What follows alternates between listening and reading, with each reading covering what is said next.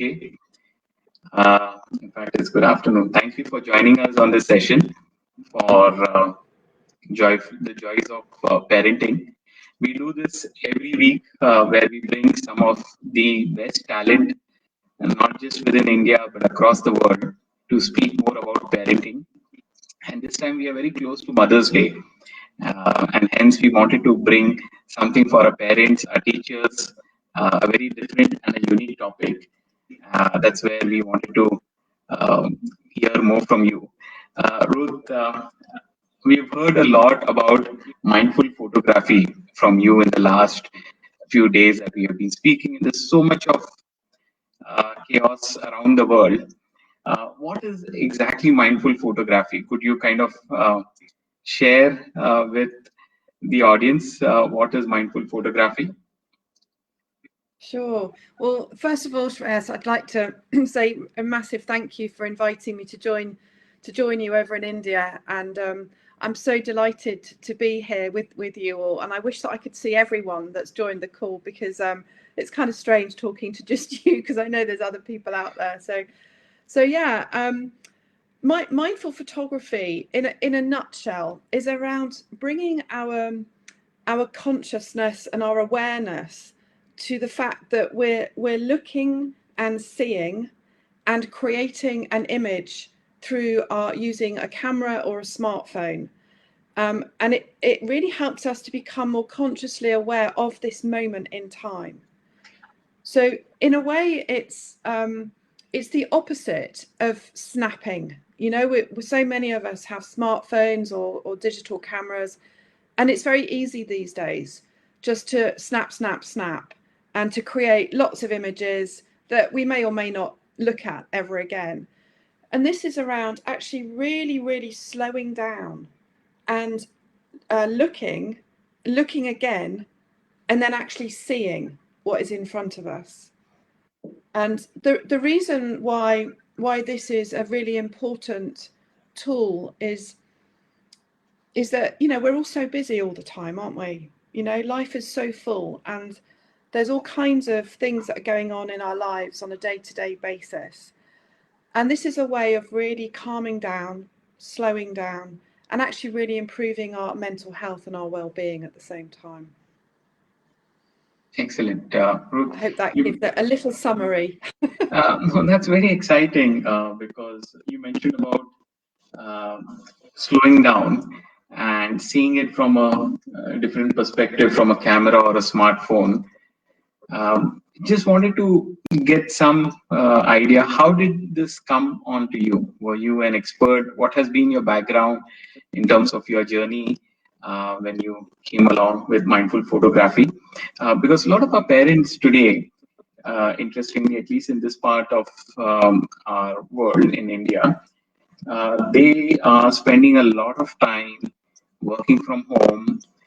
Work from home has created erratic time schedules right from morning. It's a 12 to 18-hour window that people are working. There is no time for oneself that one gets. And how could, couple of questions I had is, how did you come on this journey of mindful photography? And is this something you could position or share with the parents, how this could be useful for them? Because everyone is constrained today, mostly in physical homes. Is that something you could guide us? Absolutely, yeah. So first of all, just a little bit about my story. My background is not photography at all. I actually studied international development at university 30 something years ago, and actually I studied a lot of my studies involved looking at India, which was interesting. And I met lots of people from India who were studying over in the UK at the time. So it was an amazing experience for me, and I learned so much from them. So I spent a lot of time working in lots of different community settings, mostly in the UK, but also in West Africa, where I helped to set up an arts and education program or a small organization. But then I've always loved photography. It's always been a hobby of mine from a very early age. And I decided to take it a bit more seriously when my son was, oh gosh, he was, I think 3. Yeah, 3. And I moved from Bristol to where I am now in Gloucestershire, in Stroud. And I just started doing it more seriously. And to cut a very long story short, in 2012, I launched my business called Look Again. And the idea was always to bring community development together with the photography. But life wasn't always easy. I'm a single parent of 1 child. He's now 18, so things are easier. I experienced episodes of anxiety and depression on and off for the last 15 or so years, really. And then about 5-6 years ago now, I experienced what I described at the time as a breakdown. So, it was a very scary time. So I was struggling, but then it got really bad and I could hardly get out of bed for a while and I had to stop working, blah, blah, blah. So it was tricky. But then as part of my recovery process, I thought, well, what do I love? What do I love in my life? What do I enjoy doing? And I thought, well, I love nature. I love photography. I enjoy walking, mostly in nature. And I'd also got into mindfulness. And I started to gradually combine those 4 things together as a way of just an exploration. And I realized that actually this was really helping me. So to cut another really long story short, that's what Look Again now does. Myself and my small team, we now offer the methodology that we've created over the last few years now, which has actually been evidenced to work. We've been working with the University of Gloucestershire, and they evidenced the work. So, and that's what we're working now with businesses, with charities, with schools, with individuals and practitioners. Yeah. So to answer the second bit of your question, how can this be used in this day, at this moment in time that we're all struggling with in our own ways, I'm sure. The great thing about this kind of photography is that a really important thing for us all the way through is to make sure that this is accessible. So this isn't about the technology of photography. It's not about creating the most amazing photographs or becoming an amazing photographer. This is about really looking and seeing and using that to look at ourselves in a different way, to look at our environment in a different way, to look at our friends, our family, our environment, nature, anything in our lives, our work, our business. It can be used in lots of different ways.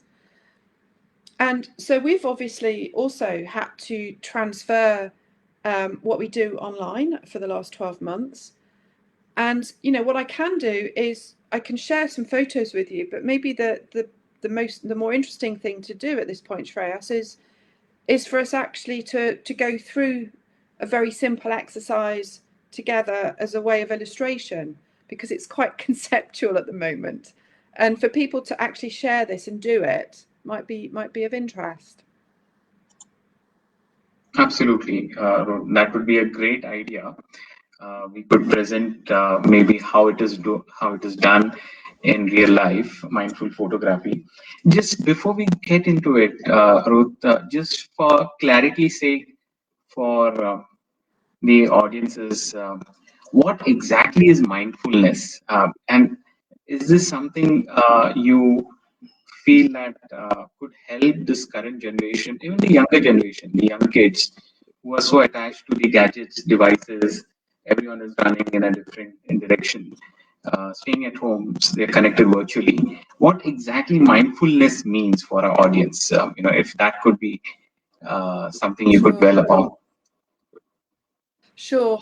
So, I mean, there's lots of different, definitions of mindfulness, but I think a kind of simple way of explaining it is that it is around becoming more consciously aware of this moment. So in our lives, in every day, as human beings, our thoughts, our minds are constantly thinking. we're thinking. And often we're thinking about things from the past, or we're thinking about things in the future, thinking about things we did in the past or things we've got to do in the future, like, you know, my homework, my work, my to-do list, you know, getting the washing done, you know, all the things that we do in our day-to-day lives, you know, looking after the children, looking after the grandparents or the parents, you know, all of that family stuff, all that work stuff, all the education stuff. And it's very easy to just kind of think about all of that stuff all the time, with forgetting to actually be in the present. You know, so mindfulness is, there's lots of ways, there's lots of tools, but often we use our breath. So we breathe, and we come back to our breath as a way of, we refer to it as grounding ourselves in this moment in time. And we can spend 5, 10, 15 or more minutes doing some breathing, you know, mindfulness breathing. We can use our other senses, like we can use sound. In the case of the mindful photography, we're focusing more on our sense of sight, but we can also eat mindfully. You know, we can bring our attention to how we eat. So instead of eating our food really, really quickly because we've got to get on to the next thing, it's like, actually, what does my food look like? You know, how does it taste? How can I bring gratitude into that experience by thinking about, where does my food come from? Who made it? You know, all the from where did it grow, to how it ended up in the shop, to how it's ended up on my table and on my food bowl. You know, and I think really, really importantly, and this is a massive part of what we do with the photography, is how we can use our, we focus very much on the attitudes of mindfulness, which include things like curiosity. So we become really curious about looking around and seeing what is in front of us. We also focus on gratitude and how we can look at what is in front of us to explore and develop a sense of gratitude for what is in this moment rather than what isn't here. There's also non-judgment, and this is really important. And I think anyone who is involved in the field of mindfulness, in fact, it's often used as part of a definition, is that we become aware that as human beings we are constantly judging. You know, we judge lots of things all the time, but it's bringing our awareness to the fact that we are judging.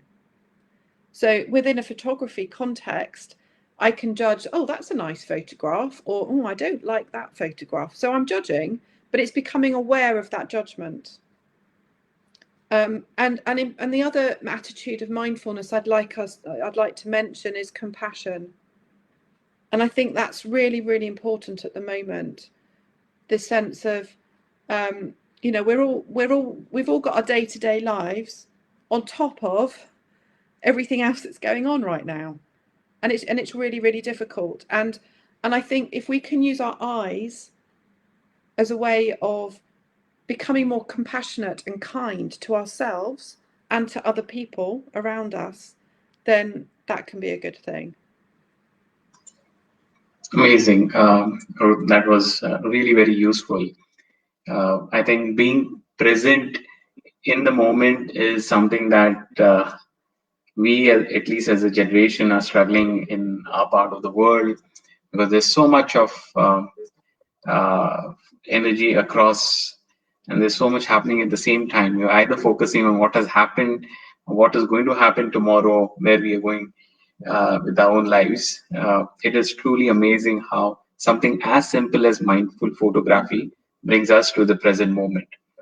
And we would be happy to take some, I would say, learnings from you. How exactly could we do it in terms of doing something very simple, and then just give a kind of small demonstration to our parents, some of the teachers, and even young children who would be watching this video, of how this can be done as an activity in terms of mindful photography. So that would be great if we could learn a few ideas and tips from you. Great. So I'm thinking that before we actually, I've got a few prompts here, so I can show a few prompts. Yes. And then we'll go on to actually do an Please activity, and then we'll Yes. go, and then we can share some photographs. Yeah? Absolutely. Okay. So just to let you know, I'm actually sitting at my kitchen table. So I'm in my kitchen. In front of me is my sink, and it's full of washing up, which I haven't done yet. Okay, so in the UK right now, it's 1:45 in the afternoon. And yes, kitchen sink full of mess. So I'm noticing this, I'm looking at it, but instead of getting annoyed with myself, I'm going to be kind. think, okay, that's okay. I can notice it, but it will get done later at the right time. But I'm here on my table, and what I have is a few things that I've brought to show you. So, for example, I have a glass, okay, a lovely little glass. I've got quite a few of these up there on my shelf, which I love. I love the colours of them. And one of the things that I often do with people in the workshops and courses that I run is get people to find a glass. This is just an everyday object. And to look at this glass as if you've never seen it before. So I can be curious about this glass, and I can become like a child. I can think, okay, I've never seen this glass before, but I'm curious about it. So I'm thinking, okay, what shapes does it have? There's lots of different circles. It's wider here than it is here, for example. What color is it? Now this one happens to be blue with bits of gold on it. If I hold it up to the light, it looks very different because the light is coming through, and it just looks totally different because I'm just looking through my window now, and I can see very different things to what I can see when I was having it here and looking maybe at myself through the screen. Okay, so it's just an everyday object, and the point of doing that, and we'll come on to this in a moment, is that literally everything, however boring or however everyday or however mundane it might be, everything can be seen differently. Now, if I'm feeling a bit stressed or maybe a bit anxious, which happens, yeah, I'm a human being, or I might feel a bit low one day, or it might feel a bit low for a week or even more at times, then going out into nature really, really helps. Now, when I refer to nature, I'm talking about not necessarily going out into the wilderness, yeah, into the mountains or some amazing place. I'm talking about going into my street or into my garden and noticing nature, because nature is everywhere. So nature comes up, bits of grass come up through the cracks of pavements. Or every day, I mean, I'm very lucky to have a garden. I go out into my garden every day, and I notice how it changes on a day-to-day basis.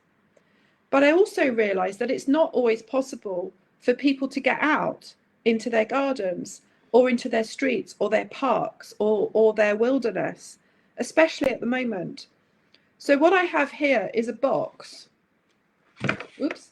I have a box full of things from nature that I have gathered over the year, over the months. And actually, even before lockdown, when I was running courses, we would use things from this box as a way, for example, if it was raining outside and people didn't want to go outside. So this is something that anyone can do, is gradually compile bits of nature that they can then have another look at. So, for example, I've got this amazing feather. This amazing feather. Ooh, I'm just trying to get used to the way that the screen works. I'm looking. I can look really closely at this feather, and I'm noticing. I haven't actually looked at this feather for quite some time. I can notice all the the different subtleties of brown. There's bits of white, lots of different browns, bits of black, the texture, the shape. I can feel it, you know, so I can use my sense of touch as well as I do this. I can turn it over. And then if I wanted to, I could then pick up my phone and create and get really close to it and think about how I want to frame the photograph. So what do I want in the photograph and what don't I want? And this is, I do this very slowly. So it's that thing of slowing down and thinking, okay, so I really like that small bit there of what it is I'm looking at. I want to create a photograph of that. And so I get close up and I create an image and I remember to breathe. But whilst I do this, I slow right down, I relax, create an image of that. And then I may take some more as well. So I won't go on with other things from my box. But one thing I did have in my garden this morning when I looked, I've got these lovely bluebells. And I'm not sure if you have bluebells in India. And these are absolutely everywhere at the moment, especially in woodland. Now, my garden's a bit wild.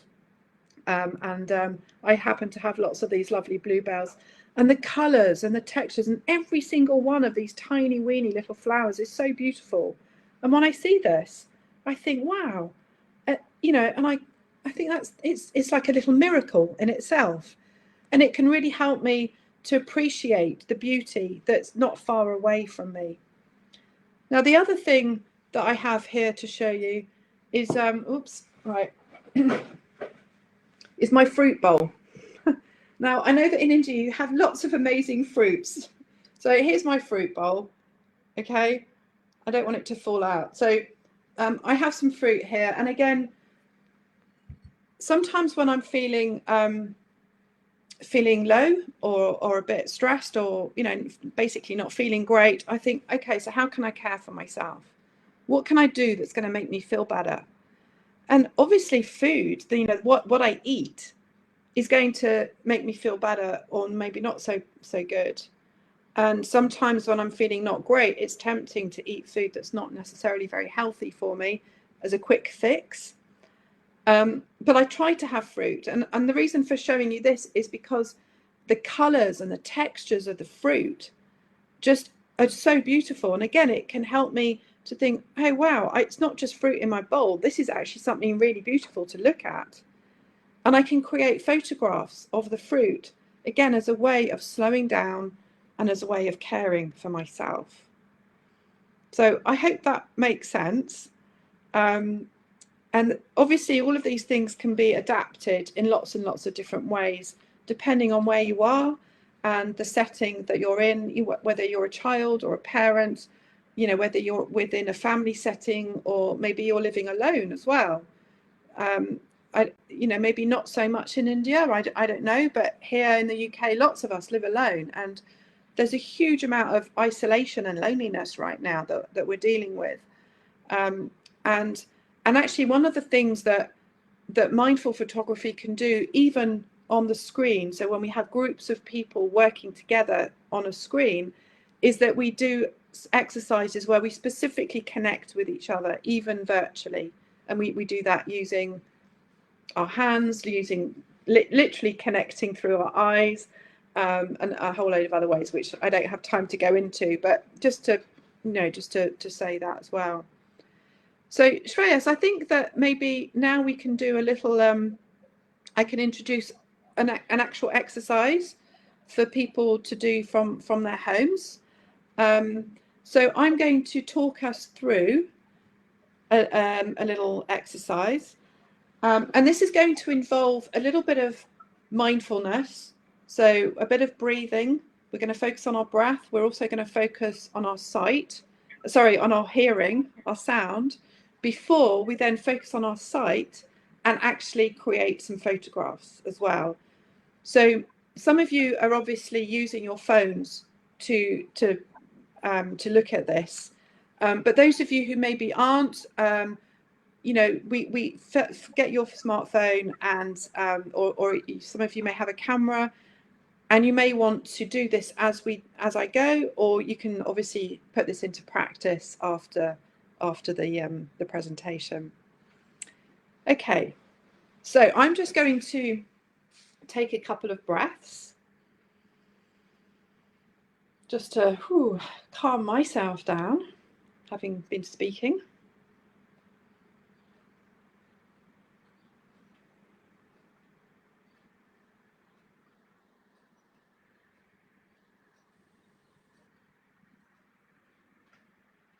So what I'm doing now is just bringing my awareness to my breath. And I'm going to invite you to do the same. So wherever you are right now, just see this as an opportunity for you to take a few moments just to be in this moment, rather than have to rush around doing anything. Okay, so this is a form of self-care. So wherever you are, you might want to close your eyes, or just find a spot in front of you that's not the screen. So you might want to move away from the screen a little bit. Just pick a spot and allow yourself to focus on that spot.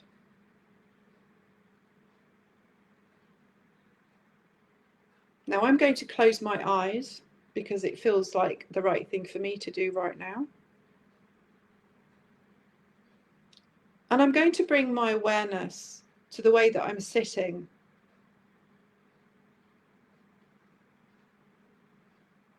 So I'm going to readjust the way I'm sitting a little bit so that my feet are firmly on the floor. And this helps to ground me. I'm aware of how the floor is helping to support me as I sit.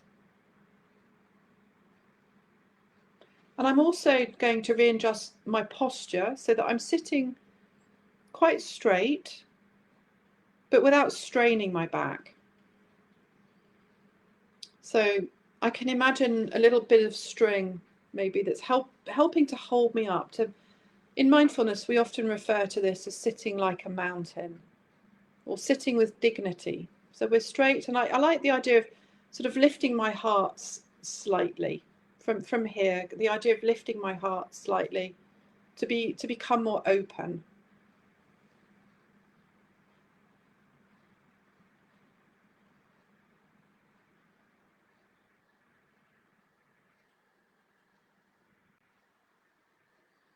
And now I'm just going to bring my awareness to my breath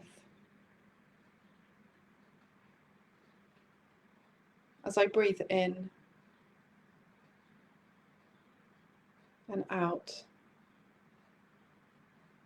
focusing on how I breathe, just noticing with curiosity, not necessarily changing anything.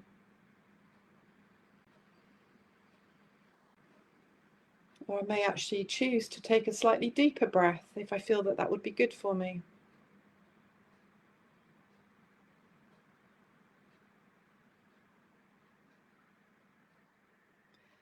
And now I'd like to invite you to focus your attention on any sounds that you can hear.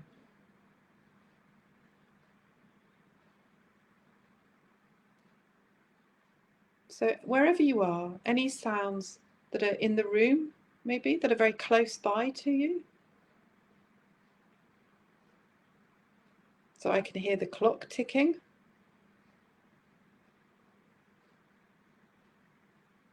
And maybe sounds that are a bit further away.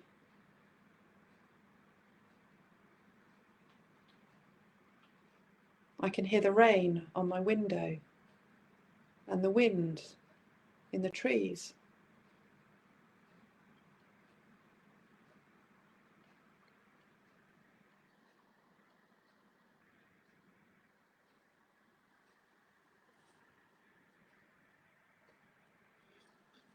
And in a moment, I'm going to invite you to open your eyes again and to keep your gaze low. So to not raise your head, just to keep your gaze low. And those of you who haven't closed your eyes, just keep looking or maybe just lower your head slightly. So when you're ready, very slowly open your eyes and bring your attention to the first thing that you see as you open your eyes. So however ordinary or boring it might be a table, it might be the floor, or it could be a desk, it might be a wall. And I'm going to invite you to, as weird, as strange as this might sound, to try to imagine that you've never seen this before.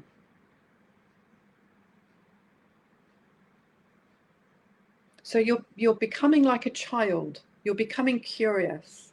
It's what we refer to as the beginner's mind.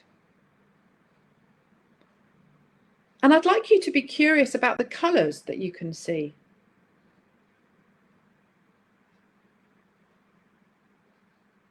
Maybe there's one colour, maybe there's lots of colours, maybe there's shades of the same colour. And also be curious about any textures that you can see. So is what you're looking at maybe soft or hard? Maybe a bit of both? Is it rough or is it smooth? Are there any patterns or particular shapes? Maybe there's lots of lines, or maybe there's circles. And also ask yourself, what is happening to the light? So is what you're looking at, is it really bright? Maybe it's dark. Maybe there's shadow. Maybe there's reflection.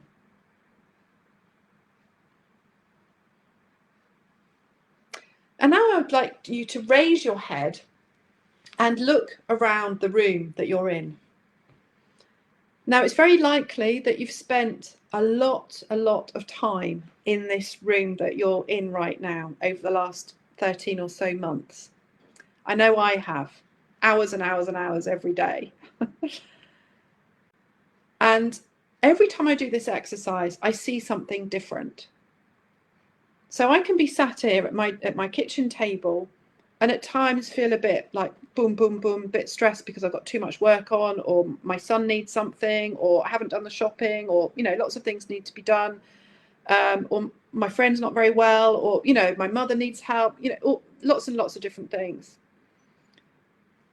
And I can remember to slow down again and to look around me. So again, look around your room and look at the colours that you can see. Imagine that you've never been there before, that you open the door, you're a young child, you walk in your door, you walk in the room, and you're like, okay, what can I see here?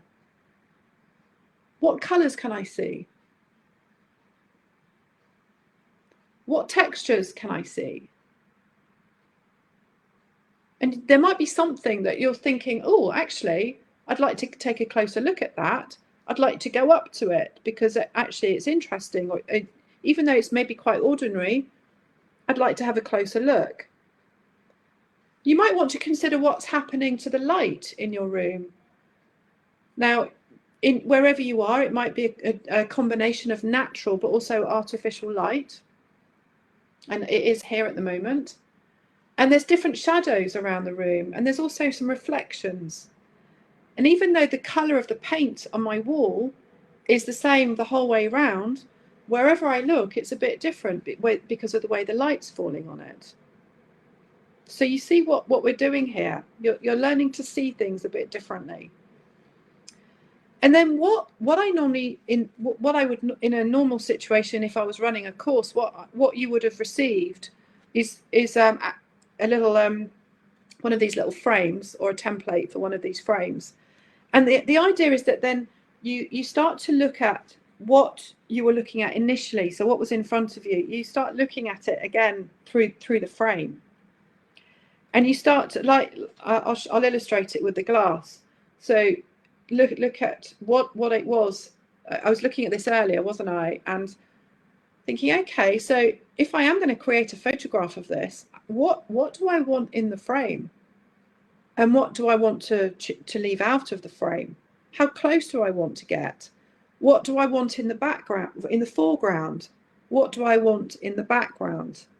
So for example, with this, I might decide, okay, so this wall here is it's a nice colour. I might decide to take a photograph of it so that there's nothing other than the wall in the background. Or I might choose something totally different. So what this is about our bringing our consciousness and our awareness to what it is that we're looking at. Now, I don't know if we have time for this, Shreyas, but people might actually want to go away from the screen for a couple of minutes and create one photograph in a calm, slow way of something that they've seen in the room that they're in right now that they might want to take a closer look at, and just create one photograph. Or I can just say, invite people to do that after the call, and we can get onto the photographs that will illustrate some of this in a more kind of maybe obvious way. What do you think, Shreyas? Sure, we can possibly go to the photograph, the picture that we want to, because a lot of people would be seeing this live and also offline, so that there is a continuity of things for them. Yeah, and at great. the end of the photograph, we can possibly give them 1 or 2 activities as self-learning activities or self-to-do activities. Do it yourself. Yeah, absolutely. Sure. Let me just quickly share the screen. So hopefully, are you able to see the screen, Yep, Ruth? I can see that. Yep. Great. So this photograph, I'd just like you to consider how you feel when you look at this photograph.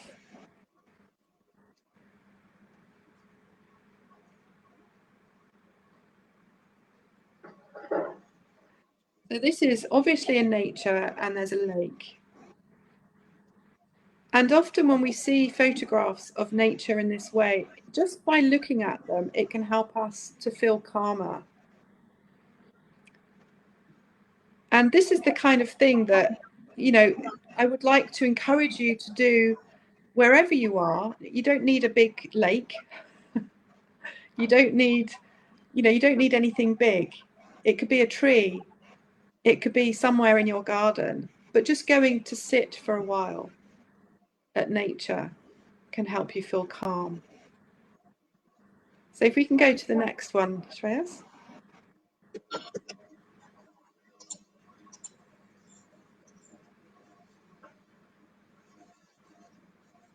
Okay. So this is an example of an activity that you guys might want to try. And this can be done again from your homes. Now, you can go on a colour treasure hunt. I call it your photo treasure hunt. And this is a great thing to do with children. You can pick various colours. I often choose red, yellow or blue as primary colours. And, anyone can do this, whether they're 6 or 60. And the idea is that you go around your home and you think, okay, I'm going to look for things that are yellow or things that are red or things that are blue. And I went to look for things that are yellow and kind of yellowy orange in my house and in my garden. And then I just made this little collage because it's just a way of explaining it more clearly, hopefully. But that's a lovely activity that you can try wherever you are. Okay, next one.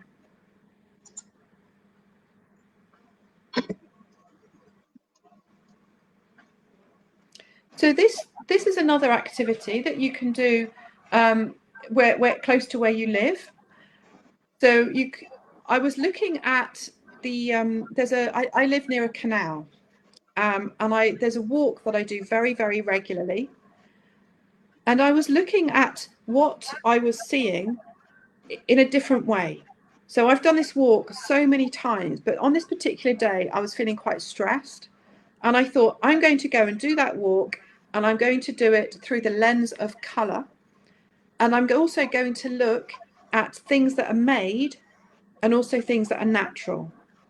So here you can see me walking down the path, and I'm looking at colours that I see as I walk, and I'm getting quite close, and I'm being curious, and I'm getting, I'm just observing really.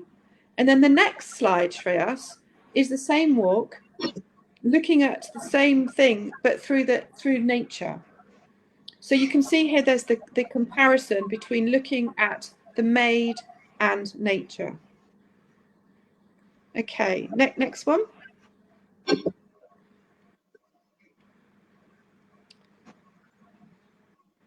So this is an activity that I mean, this particular slide, I'm obviously outside here, but you can do it in your home as well. So wherever you are, you can choose somewhere to sit, somewhere that you can feel calm in your home. And I refer to this as your photo spot. And you can literally just sit and look around you. So I'm sitting here right now, and I'm looking at the window, and I'm noticing the drops of rain on the window. And actually, I could feel a bit depressed because it's a really horrible day here in England today. Very cold and windy for May, raining all day. And I could get depressed about that. Or I could look at the drops on my window and think, oh, that's really beautiful. Or I can look at my fruit bowl again and think, wow, that's a really amazing thing to have a bowl of fruit, and to really feel grateful for how that fruit has arrived on my kitchen table. Yeah. So you can, like, this particular photograph is one that shows a tree that I go to very regularly when I go on a walk. And the idea is that you can go back to the same place regularly and see how things change over time. And it's something that's very therapeutic in its own way. So next one, Shreyas. So this is again in nature. So I'm very lucky. I live near a wood, quite a lovely wood. And again, this tree is somewhere that I've been going back to very, very regularly in the last 15 years since I've lived here. And this tree is still standing. It's on the edge of a small cliff, but this root formation is absolutely incredible. And I go to this tree when I feel like I want a kind of symbol for becoming more resilient, especially over the last year, where at times I've really struggled. And it's like, okay, Ruth, yeah, it's hard, but it's not always going to be like this. It is going to change. Things change, nothing stays the same. So today I might be struggling, tomorrow I might be okay. And then I remember this tree, or I go back to it and I visit it again, and it reminds me of needing to stay firmly planted, stay strong in myself and in who I am as a person. I can see a comment coming up. Mother Nature, absolutely. Isn't she wonderful? But remember that this can be done close to home as well. You don't have to go out into a big wood. Okay, I think there might be, I'm just going to check where we're at actually. Oh yeah, so the next one, Shreyas, the next two, I think. So this one is something, again, that this is about how we can connect with ourselves in a compassionate way. So I mentioned earlier that compassion is a really big part of what we do with mindful photography. And I was just using my smartphone to do a selfie, but without having my face in it. And this again just reminds me of actually just putting my hand here on my heart can help me to calm down, can help me to feel better. And when I see this photograph, it reminds me of that. Now, this is something that we can do on our own, or we can do with our families, our children, our parents, our grandparents, etc., school children. We can use our sight and mindful photography to connect with ourselves, but also to connect with other people in a more compassionate way. And the next photograph, Shreyas, shows a little photo story of this is my little house, my son and my cat. And this was a little story of lockdown for us. And this was about reminding myself of the lovely things that we can do even in lockdown. So this was one we were allowed to actually go outside, just as a family. We weren't allowed to mix with anyone else. And we both like cycling. My son's really into sport. We love our cat, and this little collage just shows that little story of us at that moment. And we can also, there's a whole load of things that we can do, but we don't have time to do that right now. Around exploring ourselves and others in a different way. So Shreyas, the next slides are examples of young people doing some of these things. I don't know how much time we have. We have around. Do you want to carry on, or 5 minutes more? Maybe there are a few questions coming in. Ruth, I can quickly have a look at that for us, if you're okay with this. Sure, absolutely. Yeah, there's one question coming in. I could see. Obviously, someone. First question from Vishal. He says, how many times a day can one do mindful photography, or is there a duration? I think it's more about someone going to exercise half an hour a day or half an hour over the weekend. Is there a pattern or a uniformity that one needs to do when one is into mindful photography or bringing a mindfulness as an activity? Is this something as a behavior, or does it need to have a calendar kind of an activity? Very good question. It's like all of these kind of things. The more we do it, the more we benefit. So, but it's also recognizing that we are busy and that our lives are very full. And I would say that, I would like to say that I do mindful photography every day, but I would be lying if I said that. I do some form of mindfulness every day. What I do is bring my awareness to what I feel would be good for me right now. So sometimes I think, okay, what would work for me right now? Going for a walk with or without my camera? And if so, do I take my smartphone, or maybe I take my DSLR? I do also work as a professional photographer, by the way. So, I do have I don't have that much kit, but I do have kit. But sometimes it's like, actually, no, I don't want any of that stuff. It's too complicated. It's too technical. So often now I make the choice to stay with my smartphone. And because so many of us do have smartphones, it's something that we can just take with us. We've got it in our pockets or in our bags anyway. And we can just choose to take maybe one photograph a day, or spend 5 minutes or 10 minutes, or those who want 30 minutes. So it's very personal, it's very adaptable, and it's about how it works for you in your life, in your personal circumstances. Got it. That's brilliant, Ruth. There's one more question coming in from Ujwal. He's asking, can this be done with young children? And what is the kind of age? So a lot of parents are looking to do a group activity with parents.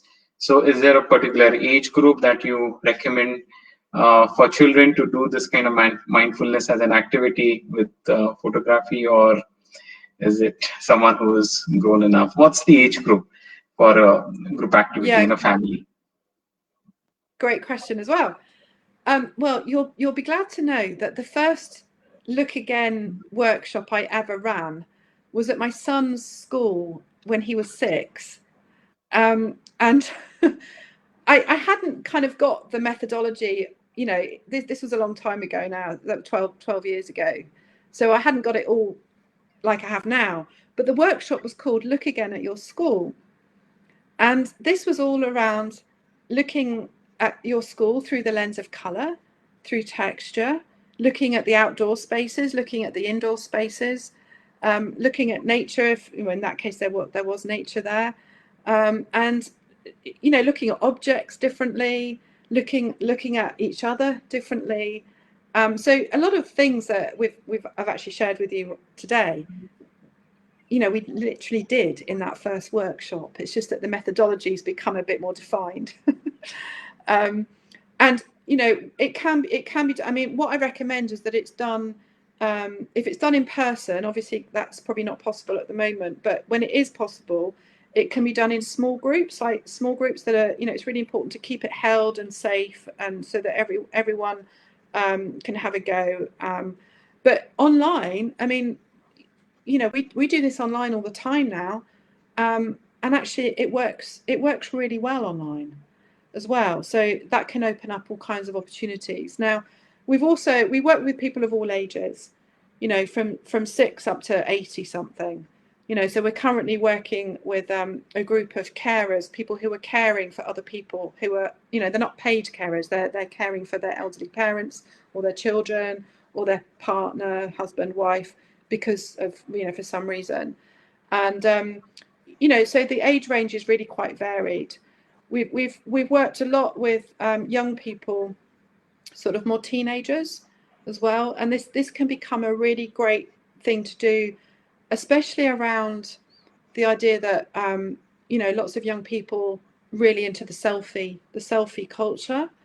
And I think, well, here in the UK at least, maybe it's the same in India, there's a lot of concern over the amount of time that young people spend on their phones, and around the mental health related issues that young people are now suffering. So we try and make it into a positive, so that smartphones become something positive, and a tool to use for well-being rather than not.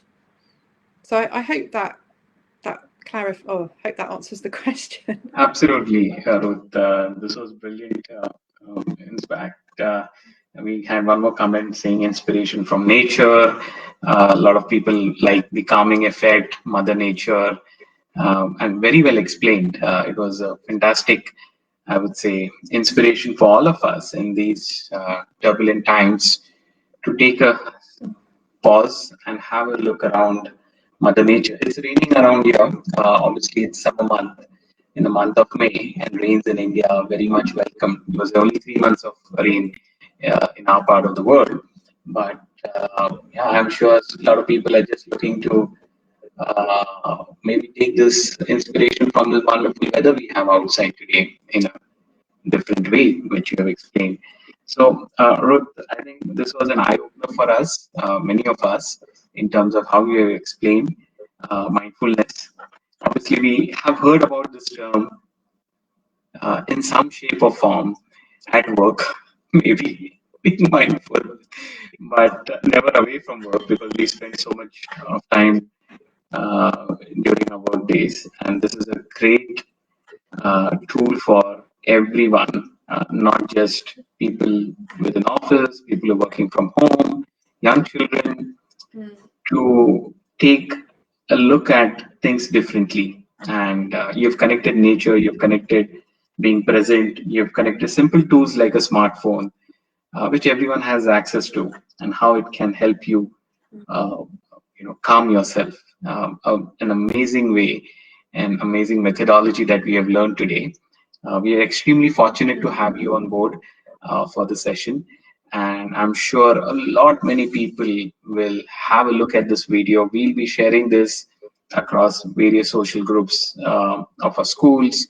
Ural Kids, which is the online preschool, the first online preschool of India, Zen Alpha, which is a next generation skills community, to share some of the best practices coming in from other parts of the world for us to have a reflection at. I know it's a Saturday afternoon for you, it's almost weekend, and it's Mother's Day weekend, a long weekend in India too. And I'm sure a lot of mothers are looking at this video in terms of taking an inspiration from you on this mindfulness as an activity. Thank you so much, Ruth, for joining us. It was an absolute pleasure to learn from you. And we'll be happy to have several such sessions, online sessions with you, with some schools, with a larger community in the coming weeks and months from India. Thank you so much, Ruth, for joining us again. Thank you, Shreyas. Can I just say a massive thank you to you, and and to your team for inviting me along. And if anyone would like to know more, please do get in touch with Shreyas. And our website is look-again.org. If there's lots more information on there as well, and we'll be in conversation anyway about what opportunities there are. So thank you all so much for joining us today. Absolutely. We'll share the link of the website on all the posts that we do, so that you would have many more people having to directly access the information that you have shared. There's a lot of inspiration you have shared about yourself, the story about yourself, and I'm sure many of us would love to read it in terms of what your journey has been. Amazing. Thank you so much, Ruth. We are very glad to have you. Thank you. Thank you. Have a good day. Stay safe. You too. Bye-bye.